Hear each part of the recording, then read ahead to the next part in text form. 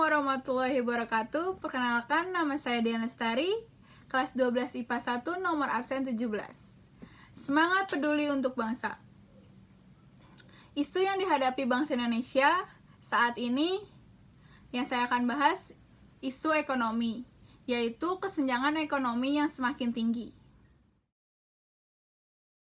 Keresahan isu atau masalah yang dihadapi bangsa Indonesia saat ini. Pandemi COVID-19 tidak sekedar menimbulkan masalah kesehatan, tetapi juga membuat ketimpangan ekonomi antara penduduk kaya dan miskin semakin terlihat jelas. Krisis ekonomi akibat COVID-19 semakin memperburuk kesenjangan sampai awal 2021 ini. Pandemi COVID-19 belum juga dapat diatasi dengan sepenuhnya.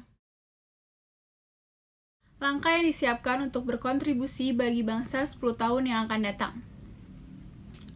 Sejak wabah COVID-19 menjadi pandemi global, masalah ketersediaan APD, alat pelindung diri, bagi tenaga medis untuk menangani pasien terjangkit virus turut menjadi sorotan.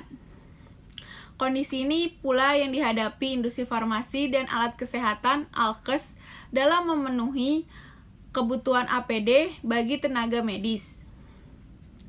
Tak hanya kelangkaan dan sulit didapat, harga Alkes dan APD pun sempat melambung tinggi. Pentingnya peningkatan peran apoteker dan penegakan kode etik dokter yang mewajibkan menuliskan resep, nama obat generik, juga pengadaan obat di instalasi rumah sakit swasta.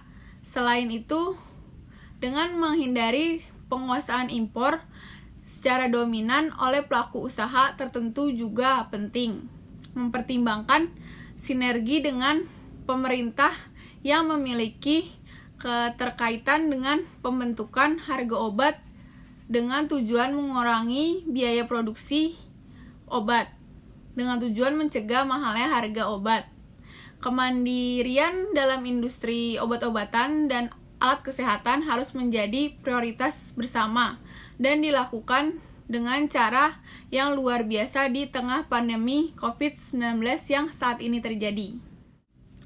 Pandemi dengan segala dampak yang ditimbulkannya memberi banyak pelajaran kepada kita. Pandemi telah membangkitkan rasa krisis dalam dunia farmasi untuk mengacu kegiatan riset, mengembangkan inovasi-inovasi, merevitalisasi industri bahan baku obat di dalam negeri, hingga membentuk struktur manufaktur industri farmasi nasional. Kekayaan keragaman hayati Indonesia harus dijadikan modal dasar dalam kebangkitan industri obat dalam negeri. Keragaman hayati harus memanfaatkan untuk mewujudkan ketahanan masyarakat di bidang kesehatan. Hal ini sejalan dengan instruksi Presiden Republik Indonesia nomor 6 tahun 2016 tentang percepatan pengembangan industri farmasi dan alat kesehatan.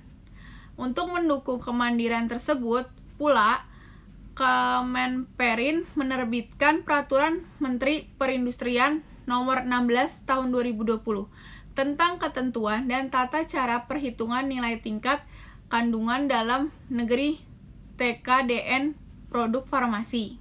Penerapan TKDN bagi industri farmasi juga dipandang sebagai upaya mengacu serta merangsang pelaku industri untuk membangun industri bahan baku obat active pharmaceutical ingredients di dalam negeri. Di era pandemi COVID-19 ini, industri farmasi juga mengalami dampaknya. Bahan baku farmasi nasional sebagian besar diimpor baik dari Cina maupun India. Hasil saat pandemi melanda dunia dan mengakibatkan kedua negara pemasok bahan baku tersebut harus menutup aksesnya, atau disebut juga lockdown. Pasokan bahan baku farmasi nasional terhambat. Kondisi ini tentu mengganggu proses bisnis perusahaan farmasi.